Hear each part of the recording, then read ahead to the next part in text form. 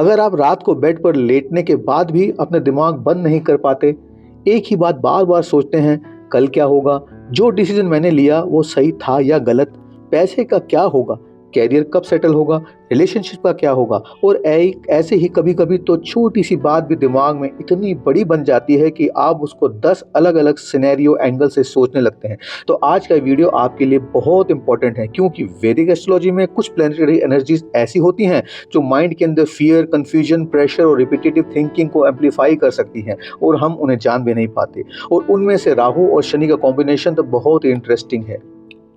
दोस्तों, मैं हूं आचार्य संदीप और आज हम बात करेंगे एस्ट्रोलॉजी पर्सपेक्टिव से कैसे राहु और शनि हमारी ओवर थिंकिंग को इन्फ्लुएंस करते हैं, जो कि कई बार हमारी परेशानी का बहुत बड़ा कारण बन जाता है। और मैं ऐसे आपको 3 उपयोगी उपाय भी बताऊंगा जिनको आप अपनी डेली लाइफ में इस्तेमाल करके इस पैटर्न को ब्रेक करने का प्रयास कर सकते हैं और बाहर आ सकते हैं। आइए सबसे पहले जानते हैं राहु और शनि का कनेक्शन ओवर थिंकिंग से क्यों बनता है। सबसे पहले हम बात करेंगे राहु की। राहु जो है वो हमें फ्यूचर से कनेक्ट करता है, हमारे फ्यूचर की अनसर्टेनिटी का रूप होता है। तो जब भी राहु का रोल यहाँ आता है तो हम पहले ही काम होने से सोचने लगते हैं, क्या ये काम होगा? क्या मैं पास हो पाऊंगा? क्या मैं वहाँ पहुँच पाऊंगा? क्या ये डिसीजन सही होगा या गलत? या फिर मैं फ्यूचर में आने वाली प्रॉब्लम को फेस कर पाऊंगा या नहीं? तो इसमें एक बात आपने पैटर्न ध्यान दिया कि अभी वो चीज़ हुई भी नहीं, लेकिन उससे पहले आपके मन में 10 विचार क्रिएट कर दिए।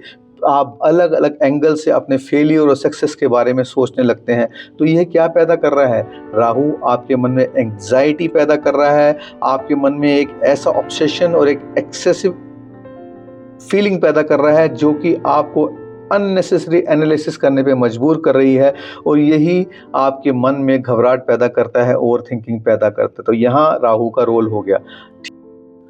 अब बात करते हैं हम शनि की। शनि डिसिप्लिन है, रिस्पॉन्सिबिलिटी हैं, डिलेज हैं और आपकी लाइफ के कार्मिक लेसन्स हैं। और जब हम शनि की एनर्जी को बहुत तीव्र ढंग से महसूस करते हैं ना, तो वह हमें हमारे पास्ट में ले जाता है। पास्ट की मिस्टेक्स, पास्ट की रिस्पॉन्सिबिलिटीज़ और साथ में फेलियर, जो हमारे को डर लग रहा है उसका बोझ हमारे दिमाग पे बढ़ाता है। और हम ये सोचने लगते हैं, काश ये डिसीजन मैंने ना लिया होता, काश मैं बहुत अलग रास्ता चुन लेता, काश ये रिस्पॉन्सिबिलिटीज़ मैं लेता ही नहीं क्योंकि मैं इसे निभा नहीं पाऊंगा, क्या मैंने जो काम ले लिया है उसे मैं उठा पाऊंगा। तो ऐसे कई डर जो हमारे पास से जुड़े होते हैं हमारे मन में घर करने लगते हैं। तो सीधे लफ्ज़ों में अगर हम समझें और कहें तो राहु फ्यूचर का डर होता है और शनि पास्ट का बर्डन। आज जब भी हमारा माइंड फ्यूचर के डर से और पास्ट के बर्डन के बीच में कॉन्स्टेंटली दब जाता है, तो इंसान प्रेजेंट मोमेंट में नहीं रह पाता है और वह लगातार इस बर्डन के अंदर दबता चला जाता है कि दिमाग एक एंडलेस लूप में फंस गया है। लेकिन यहाँ एक इम्पॉर्टेंट बात समझ आती है, वो बेहद ज़रूरी है कि हर ओवर थिंकिंग का रीज़न राहु या शनि नहीं होता।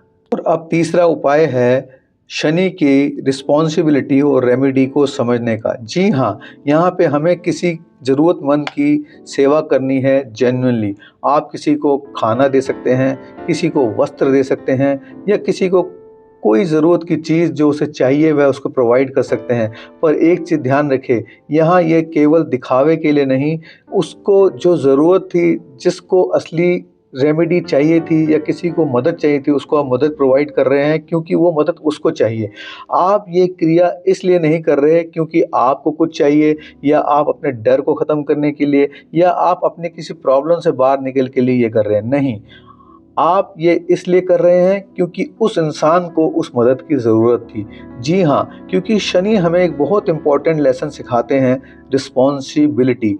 जब हम सिर्फ अपनी प्रॉब्लम के अंदर कॉन्टिन्यूसली ट्रैप्ड रहते हैं तो माइंड और हैवी हो जाता है, लेकिन जब हम किसी दूसरे की जेन्युइनली हेल्प करते हैं तो पर्सपेक्टिव बिल्कुल चेंज हो जाता है। इसलिए शनि रेमेडी में कर्म और सेवा को इग्नोर नहीं करना चाहिए। और अब मैं आपको इन तीनों रेमेडीज़ को एक सिंपल वे में कन्वर्ट करके बता देता हूँ। सैटरडे को एक दिया, 11 बार शनि का मंत्र, 11 बार राहु का मंत्र, और कुछ मिनट अपने आप के साथ शांत होकर बैठना। फिर अपनी शक्ति अनुसार सेवा करना, किसी की हेल्प करना और सैटरडे या फिर किसी और रात को भी अपने ब्रेन को उस पेपर पे डंप डाउन करना, सारा अपना जो कचरा है उस ब्रेन पे निकाल देना। यह रूटीन आपको आपके थॉट्स ऑब्जर्व करने, ऑर्गेनाइज करने और अननेसेसरी मेंटल नॉइज से डिस्टेंस बनाने में हेल्प कर सकती है। लेकिन एक और इम्पॉर्टेंट बात है, अगर आपकी कुंडली में राहु और शनि एक्चुअली चैलेंजिंग पोजीशन में है तो रेमेडी हर पर्सन के लिए एग्जैक्टली सेम नहीं होती। कुंडली में राहु किस हाउस में है, शनि किस हाउस में है, कौन से प्लैनेट के साथ कनेक्शन बना रहा है, यह देखना भी बहुत ज़रूरी हो जाता है। दशा और ट्रांजिट का क्या चल रहा है लाइफ में, और सबसे इम्पॉर्टेंट यह कॉम्बिनेशन आपकी लाइफ के किस स्पेसिफिक एरिया को एक्टिवेट कर रहा है, यह सब देखने के बाद ही पर्सनल एस्ट्रोलॉजी गाइडेंस ज़्यादा मीनिंगफुल होती है। इसलिए सिर्फ इंटरनेट पर कोई एक रेमेडी देखकर या ज़ूम मत कीजिए कि आपके साथ राहु शनि प्रॉब्लम ही है। प्रॉब्लम कुछ और भी हो सकती है। अगर आप जेन्युइनली चाहते हैं कि आपकी पर्सनल कुंडली में राहु और शनि क्या इंडिकेट कर रहे हैं तो कमेंट में राहु लिखिए। अगर आपको अपनी कुंडली का पर्सनल एनालिसिस कराना है तो आप एस्ट्रल ब्रेस पर मुझे कनेक्ट कर सकते हैं। मैं आपकी कुंडली का विश्लेषण करूंगा और हम ये जानने की कोशिश करेंगे कि कौन सा पैटर्न आपको डिस्टर्ब कर रहा है या कौन सा ग्रह आपको ज़्यादा ओवर थिंकिंग करने में मजबूर कर रहा है और उसके लिए क्या गाइडेंस बनती है और कैसे हम इस पैटर्न को ब्रेक कर सकते हैं। और एक चीज़ याद रखिए, फ्यूचर का फियर और पास्ट का बर्डन आपके प्रेजेंट को स्पॉइल कर रहा है। राहु आपको फ्यूचर का फियर दे सकता है, शनि आपको पास्ट की रिस्पॉन्सिबिलिटी का बर्डन दे सकता है, लेकिन हमें तो प्रेजेंट में रहना है। तो ये याद रखिए कि प्रेजेंट सबसे ज़रूरी है। अगर आपको ये वीडियो अच्छा लगा हो तो आप इसे लाइक करें, शेयर करें और अपने किसी ऐसे मित्र, फैमिली में किसी को पर्सन को ज़रूर भेजें जो कि ओवर थिंकिंग से परेशान है, क्योंकि आप नहीं जानते, सिर्फ वही जानता है कि ओवर थिंकिंग उनकी एनर्जी को कितना ड्रेन आउट कर देती है और वह कुछ भी नहीं कर पाते, केवल सोचते रहते हैं और फिर वो एक अलग एंगल में चले जाते हैं जो कि प्रेजेंट की लाइफ और प्रेजेंट की ज़रूरतों से बहुत दूर होता है। तो आप प्लीज़ इसे ज़रूर शेयर करें। और मैं आचार्य संदीप आपसे यही कहूँगा कि stay aware, stay balanced and let your karma guide your path. Hare Krishna.